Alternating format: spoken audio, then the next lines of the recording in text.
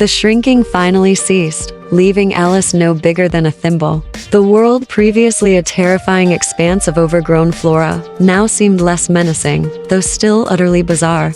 The giant mushrooms were still immense, but their caps now resembled fantastical, colorful landscapes. She found herself at the base of one particularly large specimen, its underside a swirling canvas of vibrant pinks, oranges, and greens. The air, though still thick and humid, held a different quality, a lightness that hinted at open space. Emerging from the dense undergrowth, she found herself on the edge of a clearing, bathed in a strangely gentle light that filtered through the leaves of enormous trees. It was a peculiar light, not quite sunlight, yet luminous and warm. In the center of the clearing, a scene of utter chaos unfolded. A large, ornate tea table, disproportionately huge in relation to Alice's diminutive size, was laden with mismatched crockery, overflowing teacups, and an assortment of curious objects. Butterflies, impossibly large and iridescent, flitted around the table, their wings brushing against the teacups, causing a delicate tinkling sound. The air hummed with an almost musical buzz, a chaotic symphony of tiny clicks, clacks, and whispers. The metallic tang that had plagued her earlier was now faint, barely perceptible, replaced by the strong scent of various teas: Earl Grey, chamomile, something intensely spicy, and a hint of something indefinably peculiar. Seated at the table were two figures, their forms as exaggerated and absurd as the surroundings. One, a tall, gaunt figure with a top hat perched precariously on his head, was the Mad Hatter. His eyes, wide and unfocused, darted around the clearing with manic energy. His clothes were mismatched, a kaleidoscope of colors and textures, and he wore a waistcoat adorned with a multitude of oddly shaped buttons. He was engaged in a spirited debate with the other figure at the table, the March Hare.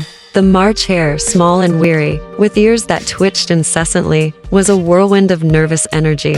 He wore a brightly colored waistcoat with mismatched buttons, matching the Hatter's. His eyes shone with a mischievous glint, and he clutched a tiny teacup that he swung back and forth as he spoke.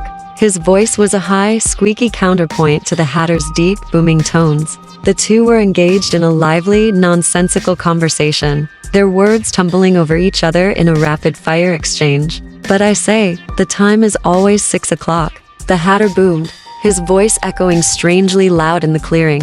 He slammed his fist on the table, sending a cascade of teacups and saucers clattering to the ground. Alice flinched, the sound amplified 100-fold in her small ears. The March Hare shrieked with laughter, a high-pitched, almost hysterical sound. 6 o'clock? Preposterous. It's clearly half-past tea time, you daft Hatter." He tilted his head back, his ears twitching wildly. He then took a sip of tea, his tiny teacup rattling in his hand as he did so. The conversation continued in this vein, a chaotic blend of nonsensical pronouncements, outrageous claims, and sudden bursts of laughter. Alice struggled to follow the logic or lack thereof, but found herself oddly captivated by their energy. She listened, utterly enthralled, as they debated the merits of jam tarts versus crumpets, the appropriate etiquette for a tea party held under a giant mushroom, and the best method for training dormice to play croquet. The air vibrated with the sound of their voices, punctuated by the clinking of teacups and the rustling of enormous leaves that dipped and swayed in an unseen breeze. Butterflies danced through the air, their wings casting kaleidoscopic shadows across the scene. The light filtering through the mushroom's cap created an ever-shifting play of colors and patterns, adding to the sense of whimsical chaos. Alice, emboldened by a growing sense of adventure, cautiously crept closer to the table. Her tiny feet sank softly into the mossy ground, the sound muffled by the cacophony of chatter and clinking teacups. She felt a strange sense of comfort in this bizarre scene, a feeling of belonging in this place of utter absurdity. The metallic taste from the potion was fading, replaced by a sweet, slightly nutty aroma from the cakes and pastries strewn across the table. The Hatter, mid-sentence, suddenly noticed Alice. His eyes widened further, if that were possible, and he pointed a long, bony finger at her.